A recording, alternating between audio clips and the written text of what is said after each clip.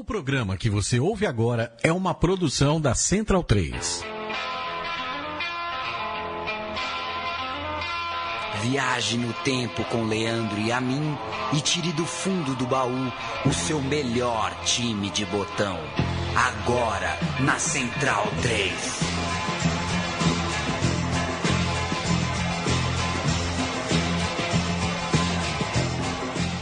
O programa Meu Time de Botão começando neste momento de maneira diferente de tudo que você já viu neste podcast. O Meu Time de Botão traz Migo, que é o Leandro e a mim, sou o Leandro e a mim. Ao meu lado esquerdo, Paulo Júnior. Como vai você? Tudo bem? Bem, e você? Hoje é um time de botão com vários botões e vários times, né? Exatamente. Ousamos por uma boa causa, por um grande motivo. Johan Cruyff abandonou este campo, este mundo terreno. E foi, você se lembra da data exatamente? Já 2 semanas, né? 24 de março. 24 de março, tá ali, né? Tá no cabeçalho do roteiro. Ele que nasceu em 25 de abril de 47 e morreu no último 24 de março. E a gente vai fazer um Meu Time de Botão especial Johan Cruyff. Não vamos falar de todos os times, selecionamos 3, correto? Pois é, a gente vai falar de 3 times. O Ajax, tricampeão europeu, dando uma ênfase em alguns momentos importantes desse grande Ajax formado lá por Rinus Michels no banco, Cruyff dentro de campo. Vamos falar do Barcelona, do campeonato espanhol, que o Cruyff vence pelo Barcelona. E vamos falar, claro, da Holanda de 74. 3 times, então, 3 momentos mais do que importantes, mais do que simbólicos da carreira construída por Johan Cruyff. E temos convidado, né? Temos convidado, daqui a pouco a gente chama. O convidado vai dar um tapinha tático nessas pranchetas que tem Cruyff como estrela principal.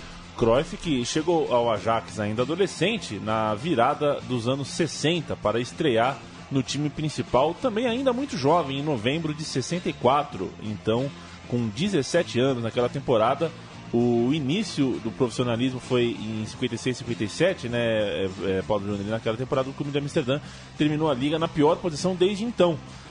Ficou em 13º lugar com apenas 9 vitórias em 30 jogos. Vinha a mudança, né? Era hora de mudar, a diretoria do Ajax, claro, não estava nada feliz, e a mudança atendia por um nome que, anos depois, seria consolidado como o grande mestre de um futebol criado para aquele Ajax, Rinus Michels. Ele assume o time em 1965, tinha sido jogador do Ajax por mais de uma década, e começa então, enquanto treinador, implementar o seu chamado futebol total. O resultado é imediato. De candidato ao rebaixamento, o time enfileira logo um tricampeonato holandês, 66, 67, 68, além de alcançar a final da Copa dos Campeões de 69, quando acabou goleado pelo Milan, final essa no Santiago Bernabéu. E aí começa uma saga pelo título europeu, que não tardaria, né, Leandro? Logo na temporada 70-71, esse Ajax seria campeão continental para cima do Panathinaikos em Wembley, o que mostra que o trabalho do Rinus Michels rendeu, e rendeu logo, e rendeu bem. Rendeu bem. A gente vai ouvir o gol do título contra os gregos do Panathinaikos. Você conhece a história do entregador de pizza, o Panathinaikos, Paulo Júnior? Conheço. É uma história que eu conto, já contei demais essa história repetidas vezes, né? Desculpa aí pros meus amigos. A gente vai ouvir o gol marcado por Han no jogo contra os gregos, numa jogada que começa com ele mesmo, Johan Cruyff.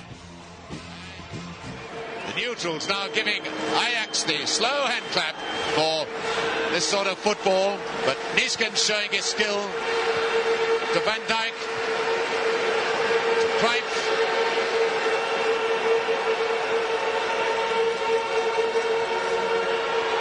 Cruyff to Hahn, it's a goal! Oh, that was a lucky one.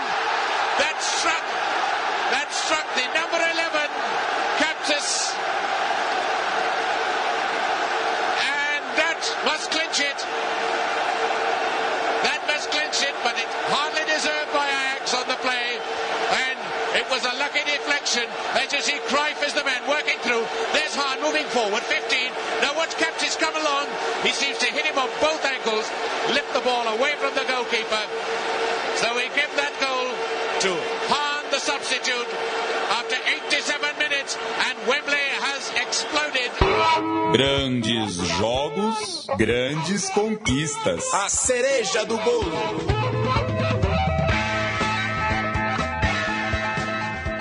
Programa diferente tem estrutura diferente. A gente não vai ter, por exemplo, quadro botão por botão, porque o botão é o Cruyff, correto?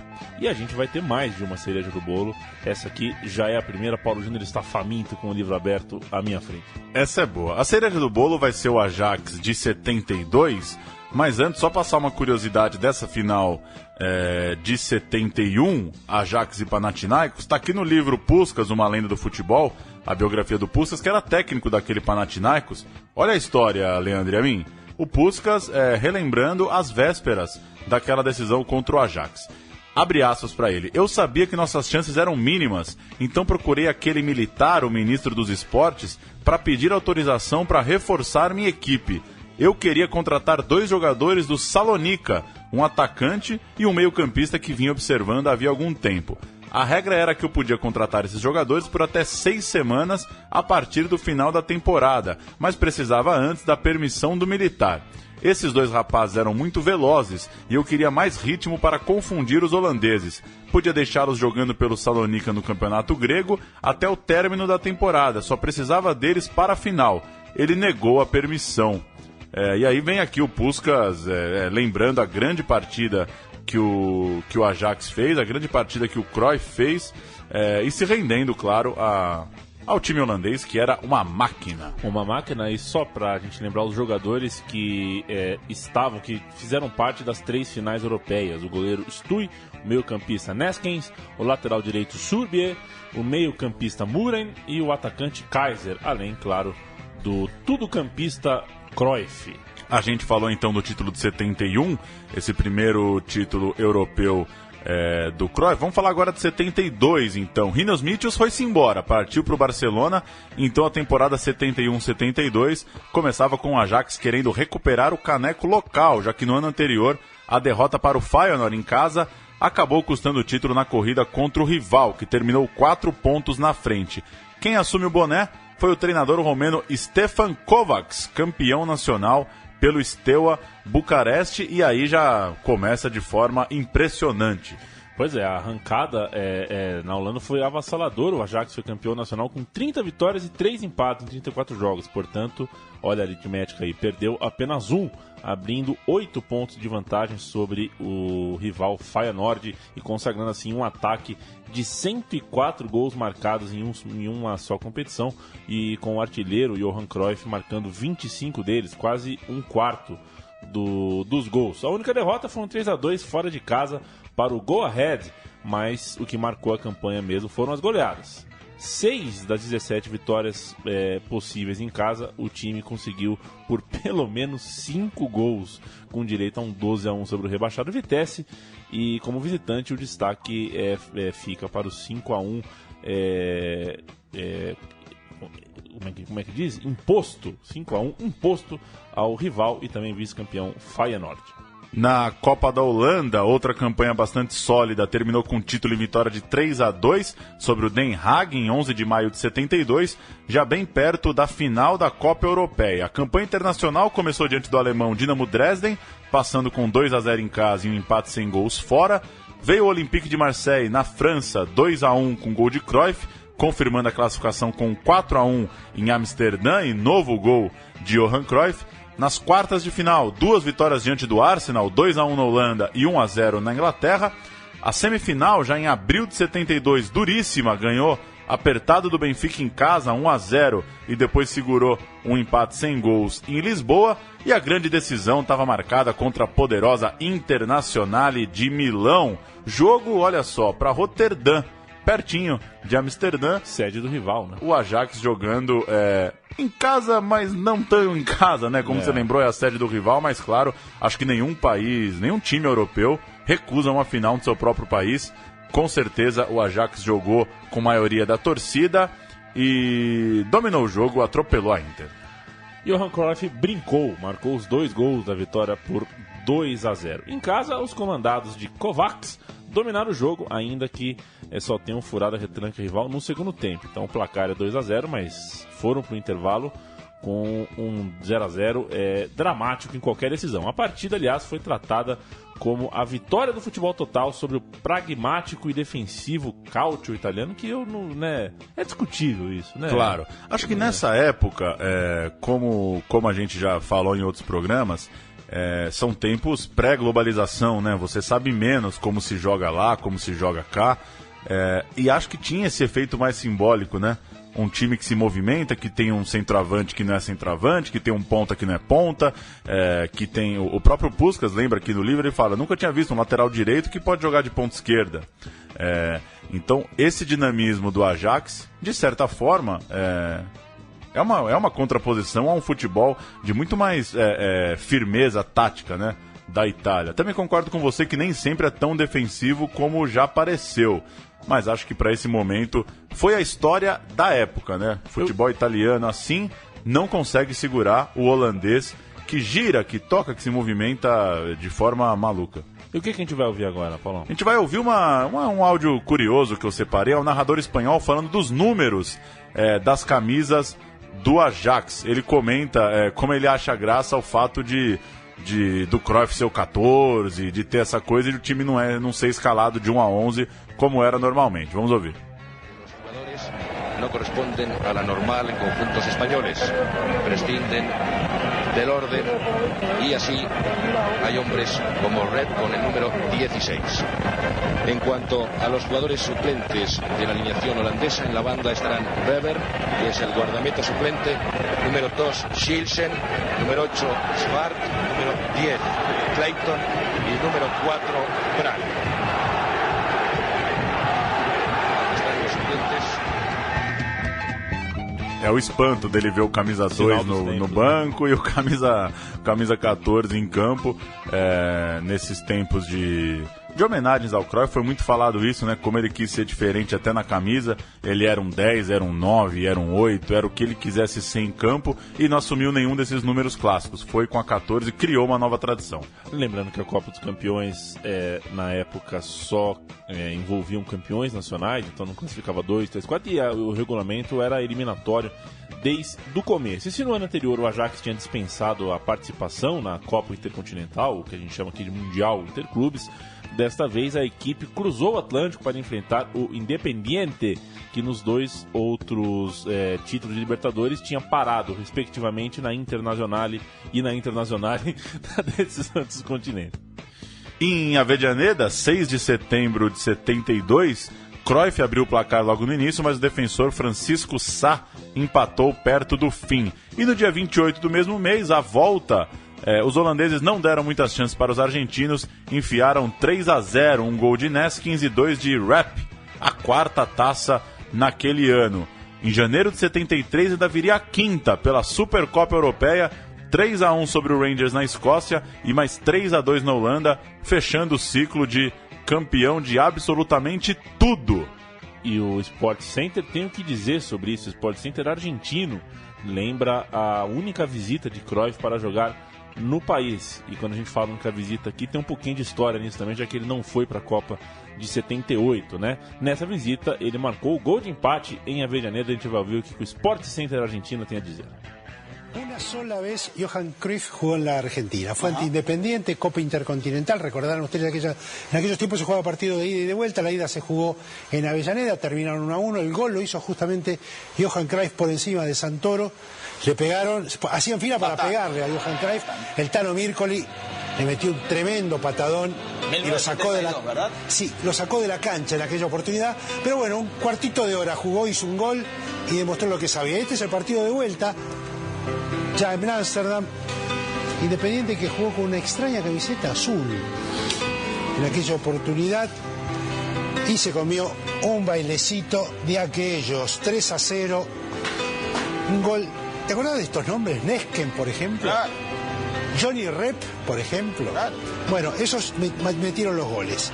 Johnny Rep hizo 2, Nesken el primero, y fíjense cómo lo castigaban a Cruyff.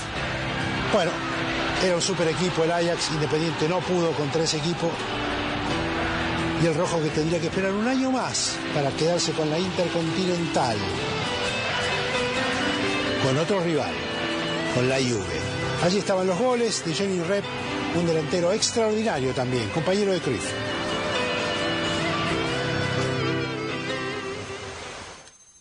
Essa é a homenagem da ESPN Argentina, do programa Sport Center, no dia da morte do Cruyff.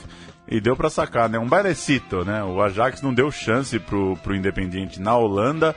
Se o jogo na Argentina ainda foi um pouco mais amarrado, ainda conseguiu segurar o poderoso time europeu, na Europa não deu nem pro cheiro, como diria o outro, 3-0 pro Ajax.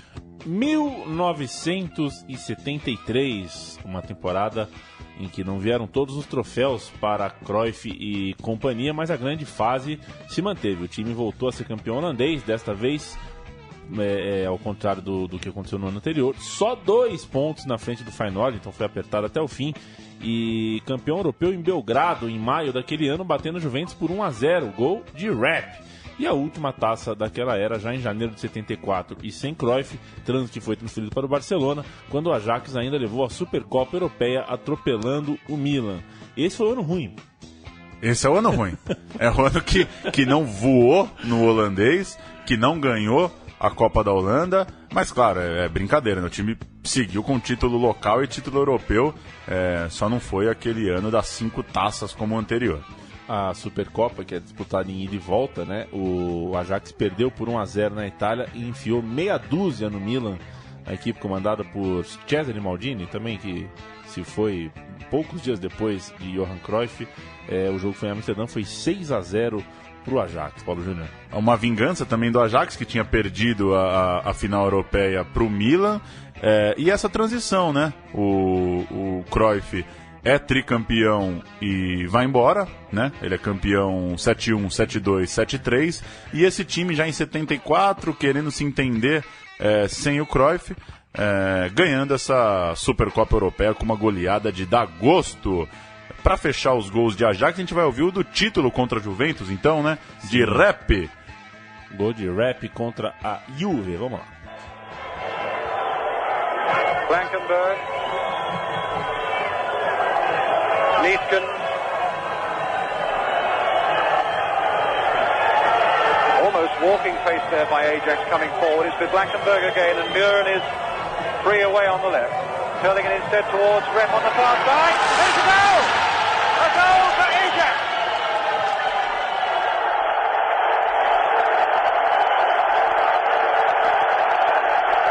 And Johnny Rep, the man who...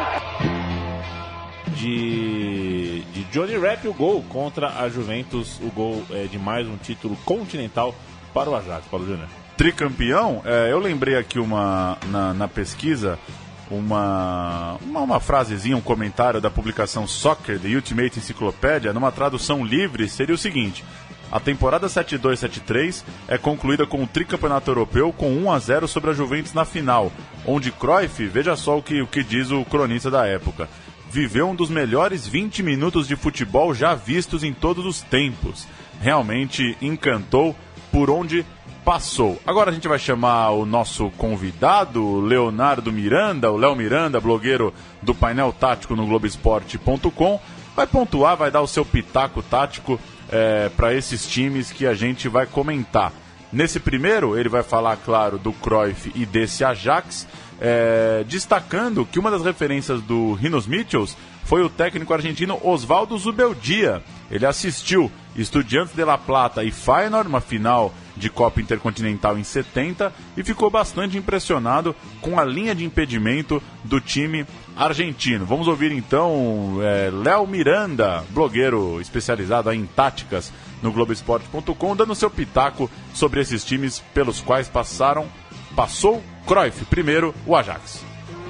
Eu fico encantado com a linha de impedimento que eles fizeram, porque era uma coisa sufocante. Se você vê as imagens da final, realmente é uma coisa muito à frente do nosso tempo em 2016, porque eram 2 linhas de 4 muito juntas e eles estavam quase no meio campo. Então, o Ajax, que imortalizou o Cruyff e o Rinos Mitchells e permitiu aos dois irem para a Holanda, é esse Ajax que perdeu bastante, apesar dos campeonatos holandeses, é um Ajax que perdeu títulos e ele conseguiu implantar essa linha de impedimento, que é um dos principais princípios de jogo do futebol total. E o Cruyff, ele atuava mais como uma espécie de falso 9, como o Messi atua hoje. É muito parecido, porque ele era um 4-3-3 e ele atuava como um centroavante, como principal atacante. Só que ele nunca estava só lá na frente. Ele vinha buscar a bola, ele vinha para defesa, dava carrinho, e geralmente ele circulava na frente dos volantes, recebendo essa bola e dando para os pontas. E é exatamente o que o Messi fazia com o Guardiola e que o Messi faz um pouquinho hoje. Acho que toda a história desse time era um time muito bom, mas com a linha do impedimento começou a realmente nascer futebol total. Tá aí o Léo Miranda, o jornalista com a mão suja de giz, né? Que beleza! Que está sempre rabiscando na lousa os esquemas táticos do Brasil, do mundo e interplanetários também, se é que aonde houver futebol, Léo Miranda rabiscando. Vamos agora... Ele falou de Messi, falou de Guardiola, chegamos ao Barcelona, então. Chegamos ao Barcelona. Ele foi contratado para o Barcelona e não é exclusividade do Neymar. O Barcelona trazer jogadores de ponta com tramas econômicas estranhas, conturbadas, para a gente usar um eufemismo aqui. O Cruyff era a época de pesetas, né? Não era o euro unificado, a moeda espanhola era pesetas, então é muito complicado fazer a conversão, mas o salário que ele ganhou, que ele assinou para jogar no Barcelona era de $12 mil por mês. Aí você imagina qual era a realidade do futebol, e era a maior contratação na época da história do futebol. Ele foi comprado, o Paulo Júnior, só que para burlar, né? Porque tinha a questão do governo espanhol que cresceria os olhos para cima dessa negociação, que era muito vultuosa. E que tem até hoje, né? E que permanece até hoje. Ele foi registrado, a movimentação do dinheiro foi registrada como para uma compra de uma máquina agrícola que o Barcelona tinha um objetivo de fazer em um centro de treinamento e tudo mais. E assim... É por isso que ele ficava girando? Tem uma poesia aí, né? Mas o fato é que o Barcelona burlou, fez alguma coisa que não é o correto a se fazer para conseguir dar esse dinheiro para o Ajax e ter o Cruyff por 5 anos com a camisa Blaugrana. Ele defende o Barcelona de 7-3 a 7-8, o que significa, né, os anos entre as duas Copas do Mundo que a Holanda chegou à final, e que ele foi o personagem maior, mesmo não indo à Copa de 78, era o grande nome daquela geração. Pode parecer pouco quando a gente olha para a sala de troféus, pois em 5 temporadas só 2 taças foram levantadas por esse time em que jogou Johan Cruyff, mas a herança, claro, foi muito maior do que essa. O espanhol de 73 e 74 foi vencido de braçada, uma baita campanha em tempos, né, Leandro? Sempre bom lembrar, diferente de hoje, que não era essa coisa de ganha Barcelona, ganha Real Madrid, ganha Barcelona, ganha Real Madrid. Já houve um tempo de maior equilíbrio e com outros times também beliscando um título, beliscando um segundo lugar, né? Exato, essa primeira campanha, a campanha do título de 73 e 74, foi conquistada com 21 vitórias, 8 empates e 5 derrotas. O Barcelona não era campeão há 14 anos e terminou 8 pontos à frente do Atlético, vice-campeão. O Atlético que para a temporada seguinte traria os conhecidíssimos Luiz Pereira e Leivinha.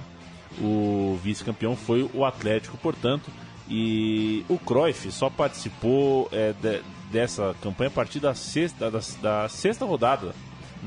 Está escrito 7ª, mas foi na 6ª rodada que ele estreou no dia 20 de outubro de 73 numa partida contra o Granada. E ele marcou 2 gols nessa partida, que foi em casa. Tome nota do time: Sadurni, Riff, Torres, Costa, Juan Carlos de la Cruz, Juanito, Asensi, Cruyff, Sutil e Marcial. Um time que a gente vê que nenhum nome tem o tamanho, a grandeza do nome do Cruyff, embora alguns desses nomes aí a gente conheça de ver inclusive em Copa do Mundo. A partir daí, mesmo com uma lesão no meio da temporada, ele foi eleito o melhor jogador do campeonato local, e o Barcelona ia conhecendo também uma veia de líder, né, de uma personalidade muito forte, Ele não só nessas homenagens recentes foi lembrado muito intensamente pelo Barcelona, como é colocado como um dos mestres, de certa forma, de uma filosofia Barcelona, né? Que hoje fala-se muito de Rijkaard, fala-se muito de Guardiola, fala-se também de Rinos Michels, claro, mas o Cruyff sempre passeia por todos esses nomes, né? Sempre foi uma figura muito presente, tanto que o Luis Henrique, o atual técnico do Barcelona, fez questão de elogiar muito o Cruyff nessas homenagens nas últimas semanas. E entre as muitas histórias do Cruyff fora de campo, muitas delas carentes de comprovação e tudo mais, essa veia idealista dele, um cara rebelde, um cara que nunca ficou à vontade mesmo nos lugares, né? Sempre estava problematizando, sempre estava buscando alguma coisa que de repente os mortais, os companheiros de time dele não enxergavam, estavam satisfeitos com menos do que ele. Foi um cara sempre em busca de mais. E era uma Espanha ainda sobre o regime de Franco, né? E o Franco, isso é comprovável, né? O Franco, os nomes catalães eram proibidos na Espanha, e o filho do Cruyff nasceu na Espanha sob o nome ele batizou como Jordi, que é um nome catalão, né?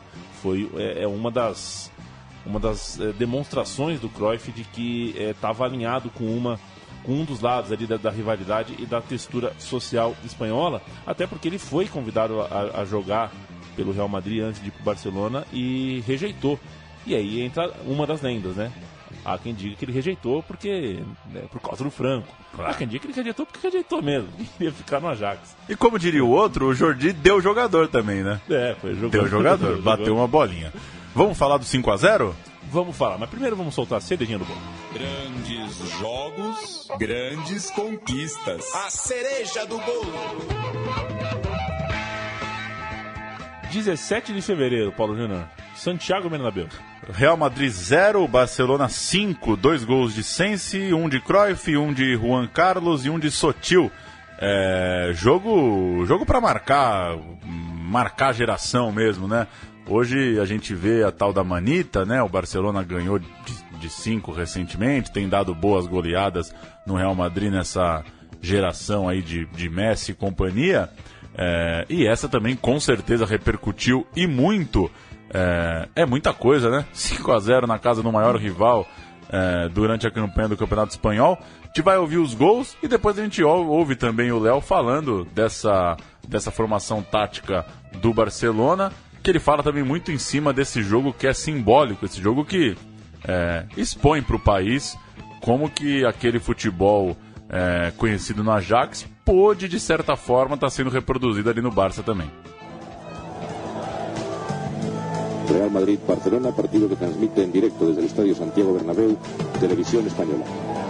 Rexach, Ludinda Pirri, Marcial, junto a el Netzer, al que desborda. Y gol de Asensi. Cruyff. Y gol, qué jugada asombrosa de Cruyff. Un gol extraordinario. Asensi. Y cómo chuta cruzado batiendo a García Ramón. Juan Carlos. I gol. Un dels partits memorables de l'època va ser aquell 0-5 del Barça, acho que a partida mais emblemática do Cruyff no Barça é o 5-0 no Real. E ele ganhou poucos títulos, ele chegou no Barcelona num período complicado da história do clube. Então, o maior legado do Cruyff no Barça é ter implantado toda essa filosofia que até hoje ela é muito forte lá. Eu vi essa partida, 5-0 no Real, tem trechos na internet, pra gente que é mais novo do que a história do jogo. E também, os dois times jogaram num 4-3-3, que era o esquema. A Europa toda jogava num 4-3-3 na Europa. Também tem uma coisa muito importante para entender. Todas as inovações do jogo, as inovações táticas naquela época, elas aconteciam num ritmo muito mais lento que elas acontecem hoje, porque não existia análise de desempenho, não existia gravação de jogos, TV, análise de jogos depois da partida. Então, o futebol total que o Ajax implantou, ele permaneceu rei da Europa por muito tempo e esperava-se que o Barcelona fizesse o mesmo. E o Barcelona, por uma série de questões, não fez.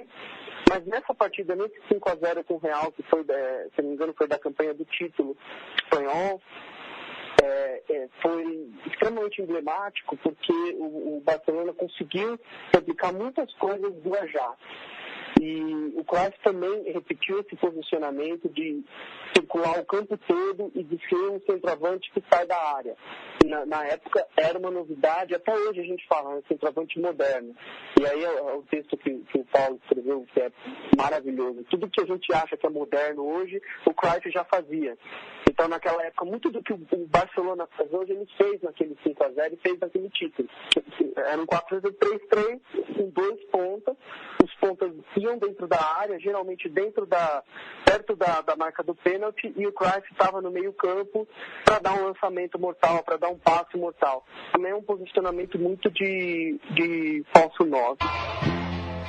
Vale dizer também, né, Paulo Júnior, que o time campeão jogou no ano seguinte a Copa dos Campeões, perdeu na semifinal por Leeds United, mas o Real Madrid reagiu muito forte. O Real Madrid, muito embora o Barcelona tenha contratado, por influência direta do Cruyff, o Neskin, jogador também da seleção da Holanda, o Real Madrid trouxe Netzer, Brighton, já tinha o Del Bosque, já tinha o atacante Santillana, e foi o melhor time da Liga, o campeão em 74-75. O Barça ficou com o 3º lugar e no ano seguinte aconteceu de novo. O Real Madrid voltou a ser campeão, foi bicampeão, e o time do Barcelona, mesmo ganhando do Real Madrid na ida e na volta, ganhando os 2 confrontos diretos, não tirou a taça dos merengues. Para 76-77, decide trazer de volta Rinus Michels, o técnico que comandou Cruyff no primeiro e campeão ano de Barcelona. Saiu para ser técnico da Holanda na Copa do Mundo de 74 e mais uma vez trocou o Ajax pela Catalunha. O futebol do Barcelona, após o alemão, nome bom, hein? Weisweiler. O espanhol Laureano Ruiz tinha novamente um obsessivo pelo futebol total e que sabia extrair o melhor de Cruyff. Saiu, mas não saiu, né? Saiu e voltou rapidinho o Rinus Michels. Foi uma coisa meio luxa parmeira, né? Foi, sempre pintando. Mas volta, e o alemão, o Weisweiler, saiu de mal com o Cruyff, não aguentou a pressão do Cruyff. O Cruyff era aquele... Estava naquela época já de não acreditar em qualquer técnico. Parecia que ele só conseguia ouvir o Rinus Michels mesmo. Então o treinador falava uma coisa e ele falava para os jogadores: esquece tudo que ele falou. E essa guerra de nervos acabou implodindo a relação e o técnico alemão foi embora. Após perder a Liga em 76-77 por apenas 1 ponto para o Atlético de Leivinha. Essa é outra boa história também. Baita de uma história. O time 77-78 estava pressionado, né? Porque o time era caro, tinha grandes nomes, tinha um futebol muito bonito e vistoso, mas não conseguia títulos. E tão pressionado estava que a relação do Cruyff com a cidade e com o povo começou a mudar. Ele já estava bem adaptado, mas não estava muito afim de viver pressionado. E cansado do universo do futebol, dos pontapés que ele tomava, e lhe causaram inclusive uma fratura, das retrancas dos times pequenos, e aí também, por toda a sua face ideológica, como eu falei agora há pouco, nunca satisfeito. Do amargor, né? Vamos falar a verdade. Era um cara chato, né? E para aguentar morar 5 anos longe de casa, jogando um campeonato igual todo ano, tinha que ter motivação. Era um cara difícil de lidar, imagino. Exato. E, por exemplo, ele não foi, nessa temporada, 77-78, ele não foi para a Copa do Mundo, né? Na época ele não deu maiores explicações. Mais tarde ele falou dos seus motivos, coisas pessoais, de família. Há quem sustente a tese de que o sistema político na Argentina também influenciou. Enfim, a arte no futebol do Barça, cujo estilo era feito por e para ele, já não satisfazia por completo, e com a cabeça de craque e total baixo astral, o Real Madrid foi campeão de novo da Liga, mas pelo menos, né, Paulo Júnior, uma taça chegou para dar tchau, né, para satisfazer esse último momento do Cruyff como jogador do Barça. O fim da linha do Cruyff no Barcelona se dá com esse título da Copa do Rei, segunda taça então dessa era, né? Ganhou o Espanhol anos antes e ganhou a Copa do Rei nessa última temporada. 11-3 no Getafe, é isso mesmo? 11-3 no Getafe. 11-3 no Getafe, vitória sobre Alavés e Real Sociedad, até bater na final no Santiago Bernabéu o Las Palmas, 3-1. 2 gols de Rexach e 1 gol de Ascensi. O time do Barcelona, Mora, De La Cruz, Miguel, Olmo, depois Sanches, Zuviria, Neskins, depois Macizo, Fortes, Rexach e Cruyff, Ascensi e Esteban. O fim da linha de Cruyff no Barcelona e na cidade que depois ele escolheria para morar, né? Exato. Veja só, uma só disputa de Copa dos Campeões, depois não é como era hoje, né? Que você ficava ali no G2, G3, G4, G1000, todo mundo joga Copa dos Campeões.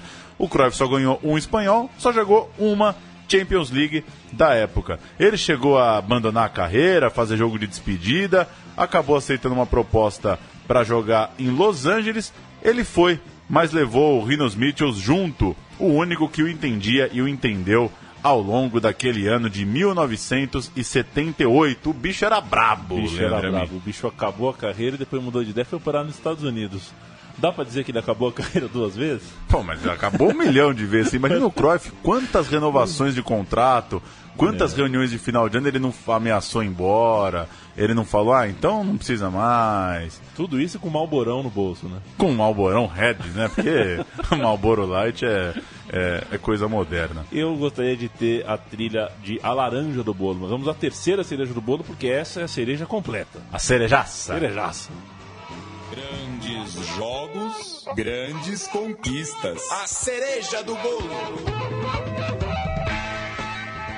Holanda, vice-campeã do mundo de 1974, escalada com John Lloyd, Subier, Ran, Riesbergen e Krol, Vin Jansen, Neskens e Van Hanegem, Rosenbrink, Johan Cruyff e Johnny Rapp, o técnico Rinos Mitchells. Parando para olhar as temporadas, Leandro, é claro que tem uma conexão entre a arrancada do Ajax tricampeão europeu e a Holanda de 74. Mas a Holanda de 72, a da Eurocopa, ainda sem Rinos Mitchells, ainda um time bem diferente, nem chegou às fases finais, não passou na qualificação para a Eurocopa, ficou em segundo lugar num grupo com Iugoslávia, ainda que tenha ficado à frente da Alemanha. Só o campeão do grupo ia para a fase final da Euro. Nas eliminatórias para a Copa do Mundo, venceu de forma invicta uma chave com Bélgica, Noruega e Islândia, garantindo passagem ao Mundial. E aí, contratou Rinos Mitchells. Ele estreou em março, 3 meses antes de começar o torneio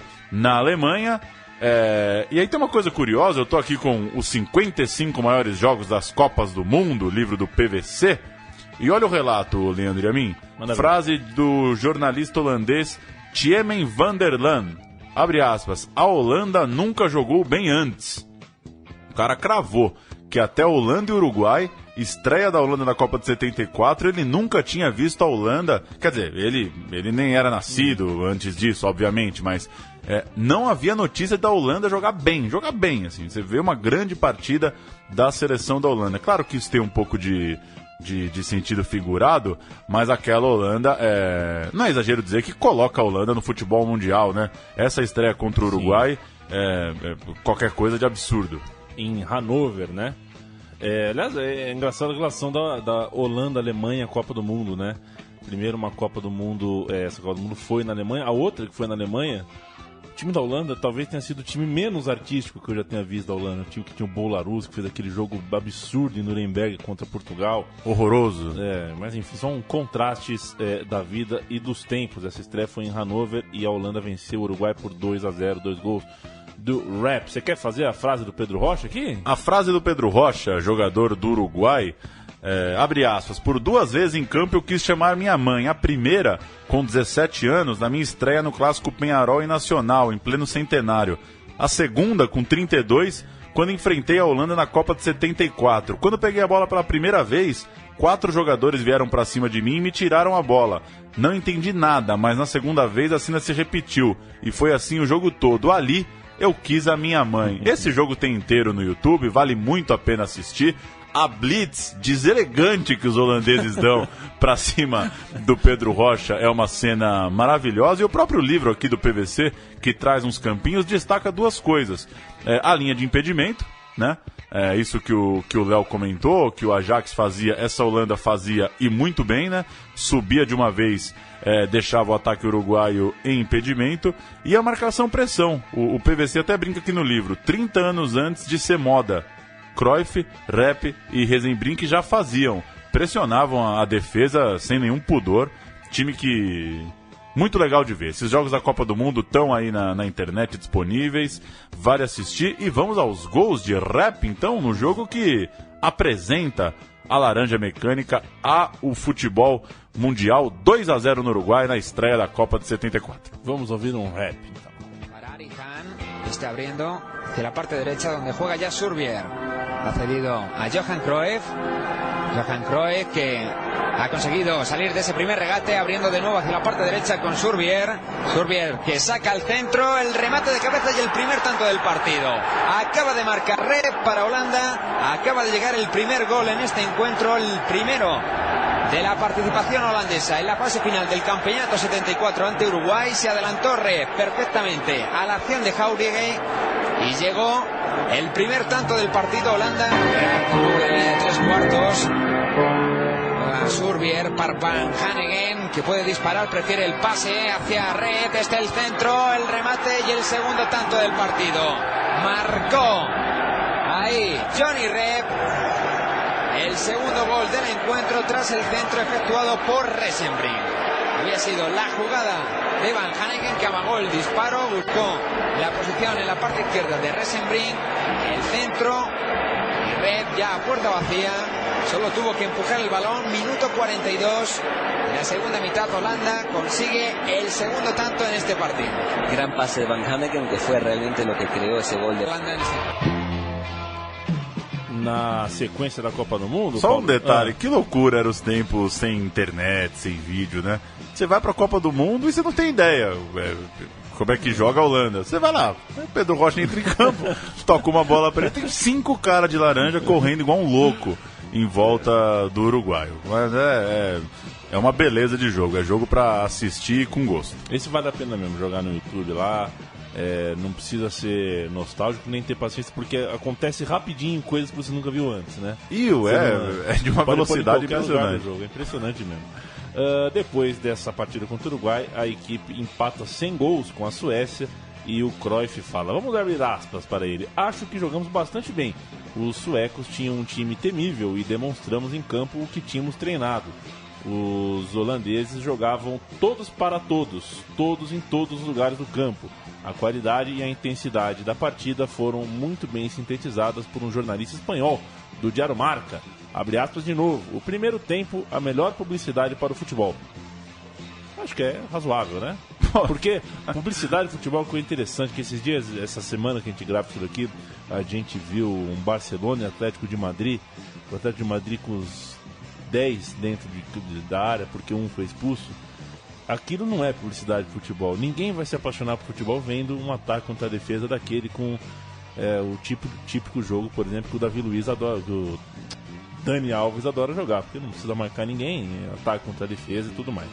E no exercício Histórias em Jogo, que o jornalista Mauro Betting mantinha em seu blog No Lance, ele contava lá um placar virtual. Ele assistia aos jogos antigos, somava ali as chances bem claras de gols, quase gols, e pelas chances criadas ele contou 10-6 para a Holanda, um placar hipotético, uma brincadeira, claro, nesse Holanda e Suécia. Deu nota 9 para o Cruyff, que só não levou 10, segundo ele, porque não foi às redes. O fechamento do grupo se deu com goleada de 4-1 contra a Bulgária. Vamos ouvir o Léo antes da segunda fase? Vamos ouvir o Léo antes falando de Holanda 74.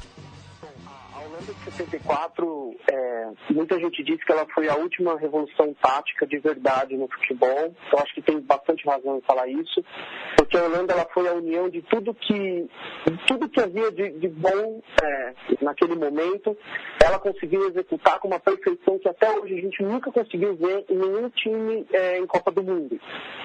Então, eles pegaram a linha de impedimento dos argentinos e conseguiram fazer isso de modo a sufocar o adversário, que conseguiu neutralizar times que eram dados como favoritos.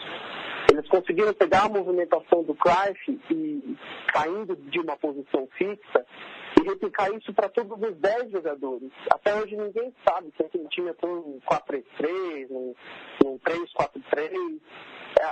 Fica indecifrável, porque ninguém realmente guardava a posição. Era um futebol muito simples, que é a ideia que permanece viva hoje com o Guardiola, com o Bielsa, com o Sampaoli. Você não tem a bola, você sufoca o adversário até recuperar ela, e quando você tem a bola, você toca passes até chegar perto do gol, e aí perto do gol você usa os atacantes pelos lados, ou os jogadores, que naquele time era o Cruyff. Então era um time assim, era muito mais, um futebol que atacava muito mais do que a gente pensa que os times atacam hoje. Porque ele era direto, ele não economizava tempo. Essa é uma diferença dos times atuais para aquela Holanda. E o Cruyff, ele fazia tudo, ele fazia absolutamente tudo. Ele era zagueiro, sem a bola, ele era esse meio campista, ele entrava na área, ele dava o giro dele, né, o Cruyff Turn, que é tão famoso, aparecia pelo lado, vinha armar pelo meio campo, e todo mundo acompanhava ele.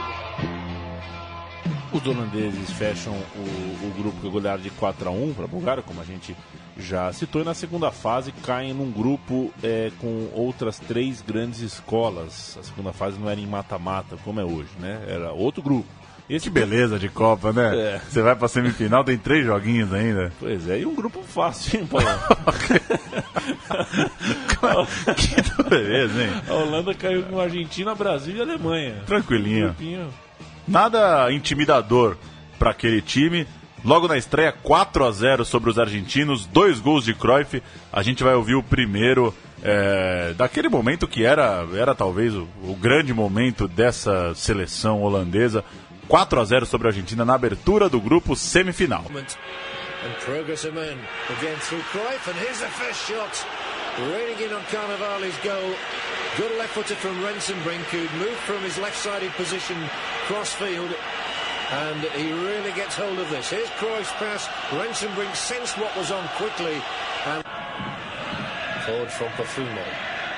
Weisbergen's tackle and a free kick claimed, but not given. And there's a lovely ball through. Cruyff is in here. It was Van Hanegem's pass. Cruyff does the damage. Holland in front, and Argentina were caught absolutely square. And the Dutch master, Johan Cruyff, has the bench celebrating with only 11 minutes gone. Look at the quality of Van Hanegem's clip over the top of the defender.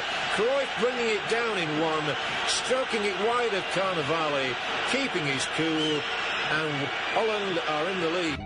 Que tapa do Johan, hein? O goleirão saiu, né? Pum, comeu pra esquerda. É um dos gols que mais passa assim, né, dele com a camisa da Holanda, um gol bem famoso.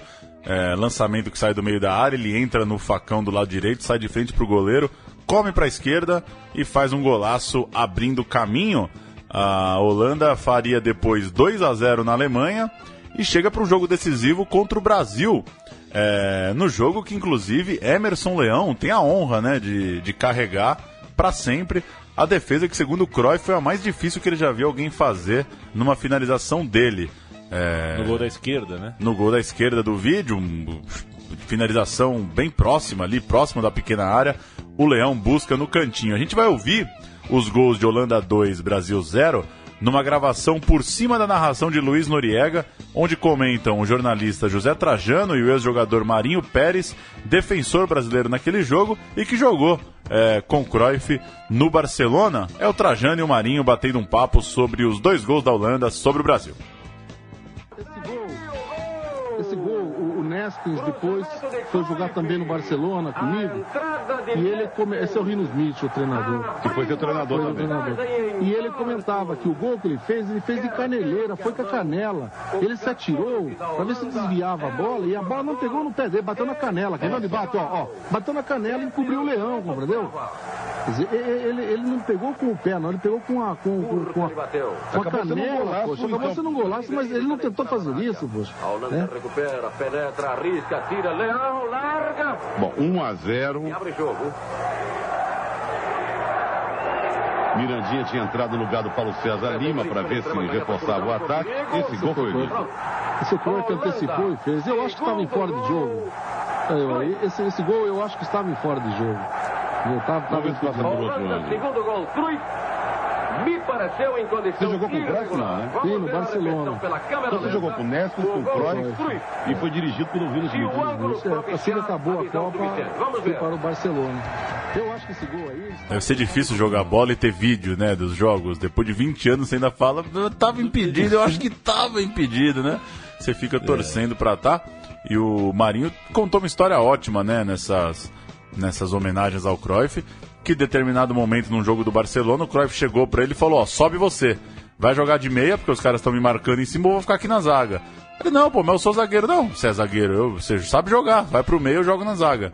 Inverteu com ele. Tem muito romantismo, tem muita nostalgia em pensar tudo isso que o Cruyff dizia, mas pra mim deixa um recado também de como muito jogador é passivo, né? Joga escondidinho no esquema do treinador, tá louco pro professor só mandar e cobrir o lateral, cobre o lateral, se não sai gol não sou eu que armo, se tomar gol não sou eu que tô na zaga, e você vai levando ali um joguinho, né? Levando a sua profissão, sua carreira. É fácil cumprir ordem, né? Hoje em dia, com a evolução tática, com a exigência de marcação que os times têm, e é legal ver já consegue imaginar hoje um meio-campista chegando pro zagueiro e falar, ó, tá difícil pra mim, vamos trocar. O 10 vai de 4, o 4 vai de 10. É inimaginável, né? Um abraço pro Wesley, grande jogador do São Paulo. A seleção da Holanda chega na grande final. Depois pegou esse grupinho baba, fez 8-0. 4-0, 2-0 e 2-0. Chegou na final contra a Alemanha, a dona da casa, em Munique, no Olympia Stadium. E o Neskins abriu o placar nesta decisão logo aos 2 minutos, antes da Holanda conseguir tocar na bola, né? A Holanda dá o pontapé inicial. Antes do rival, né? O Alemanha não tocou na bola. A Holanda dá a saída, toca, sofre o pênalti, faz o gol de pênalti. E o primeiro toque na bola da seleção alemã já é com 1-0 contra. O pênalti foi cobrado aos 2 minutos. Mas, né, Paulo Júnior, com Breitner e Gerd Müller, ainda no primeiro tempo, a Alemanha virou e garantiu o título. Só fazer um esclarecimento, porque ficou um pouco confuso, na fase semifinal é a Alemanha Oriental que está no grupo, né? Holanda, Brasil, Argentina e Alemanha Oriental. E aí, o cruzamento para a final é com o vencedor do grupo do lado de lá, que passa a Alemanha Ocidental. A Alemanha que seria campeã do mundo. Tem uma coisa, esse vídeo, esse gol que você comentou, que é logo no começo, ele deixa bem clara a postura do Cruyff, né? Começa uma final de Copa do Mundo, ele pega a bola no meio campo e ele vai armar o primeiro ataque, ele vai fazer a primeira jogada. É uma coisa quase futebol americano, assim. Eu sou o dono do time, eu sou o cara que comanda essa bagaça, eu vou começar a jogada, eu vou participar de toda a articulação ofensiva e participava também da defensiva, claro, do time. Vamos ouvir a explicação em espanhol do pênalti sofrido por ele? Vamos nessa. Ahí está Cruyff. Cambios de ritmo. Y apenas había transcurrido 1 minuto sin que ningún jugador germano tocara la pelota cuando el árbitro inglés Jack Taylor pitó un penalti a Jones por ese derribo de Cruyff dentro del área. Beckenbauer protesta. Pero el penalti es claro. El árbitro estaba muy cerca. Neskens marcó la primera vez que se convertía un penalti en gol en una final de la Copa del Mundo. Botãozaço, hein, Paulo Júnior? Botãozaço. Tem uma aqui pra terminar, hein? Futebol Sol e a Sombra, Eduardo Galeano, um parágrafo da página que o Galeano escreveu para Cruyff. Aquele magrinho elétrico tinha entrado para o Ajax quando era menino. Enquanto sua mãe servia na cantina do clube, ele recolhia as bolas que iam para fora, limpava as chuteiras dos jogadores, colocava as bandeirinhas nos cantos dos campos e fazia tudo o que lhe pedissem e nada do que lhe mandassem. Queria jogar e não deixavam, por seu físico demasiado frágil e seu caráter demasiado forte. Quando deixaram entrar, ele ficou.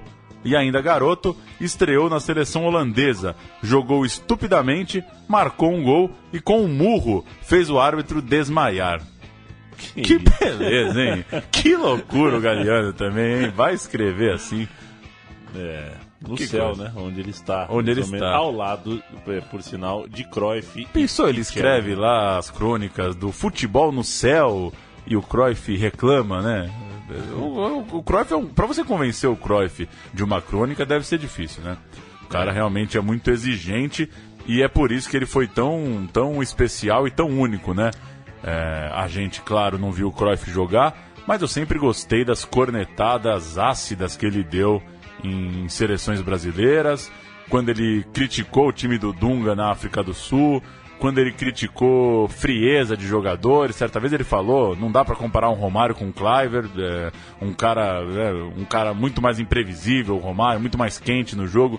Reclamou muito de frieza de jogador europeu e reclamou muito de seleção brasileira. Acho que era um cara que tinha um carinho muito grande pela seleção brasileira e não poupava esses times de Dunga, de Felipão, essas coisas nada bonitas que a gente tem enviado para as Copas do Mundo. E nunca teve problema em mudar de ideia, né? Ele criticou Neymar e virou um ex-crítico de Neymar, né? No momento em que Neymar fez por merecer elogios. Naturalmente, essa é uma piada. Estamos gravando isso, dizem que no dia do jornalista, por sinal, né? Então, 7 de abril. É uma das grandes manchetes aí do jornalismo esportivo brasileiro. O Cruyff também marcou a vida do Barcelona como treinador.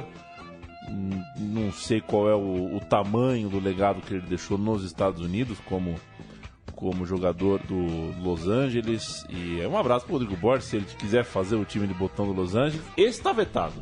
Esse não pode. Esse Los Angeles não dá. E terminou a carreira no Feyenoord, né? Acabou jogando no rival do Ajax. Pouco, mas dizem os relatos, em grande nível. Até porque queria provar que não estava velho, né? Um cara que anos. Quer parar, depois não quer parar. Agora se eu vou jogar, eu vou provar que eu sei jogar. E também recomendar o texto no ponteiro esquerdo do nosso amigo Thales, que lembra quando o Fluminense trouxe Cruyff para uma excursão aqui no Brasil, tentando convencê-lo de jogar pelo Flu. Não deu certo. A história é boa, os relatos dos jornais na época são muito bons, dos dias de loucura de Cruyff no Rio de Janeiro. Agradar a esposa, entrar em restaurante lotado, hotel e jogo amistoso e tal. No fim das contas ele bateu essas peladas aqui no Brasil, mas não topou a aventura no Flu.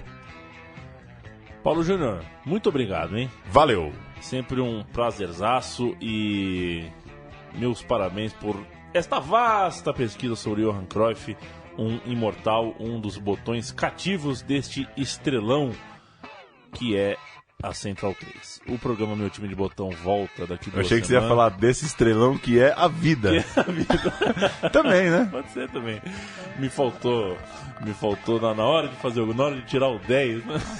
Central 3.